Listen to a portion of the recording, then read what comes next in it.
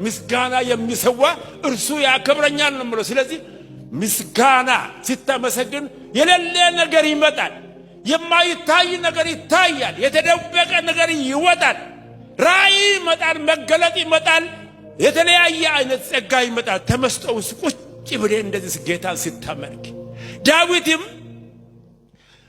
ወደ ደጆቹ በመግባት ወደ አደባባዮቹ በምስጋና ግቡ ነበር።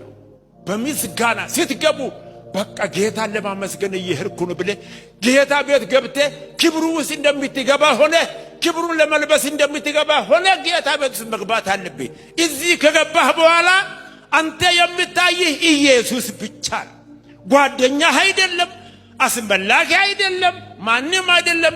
ሊታይህ የሚገባው ኢየሱስ ክርስቶስ ብቻ ነው። ስሙ የተባረከ ይሁን። አሜን።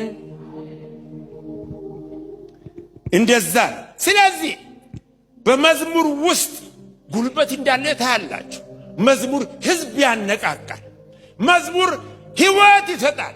እግዚአብሔር መዝሙር ለቃሉ ሕይወት ይሰጣል፣ ለታመመም ሕይወት ይሰጣል። መዝሙር ጉልበት አለው። አንተ እዚህ ጋር ሆነ ትዘምራለህ፣ አጋንንት ይጮሃል።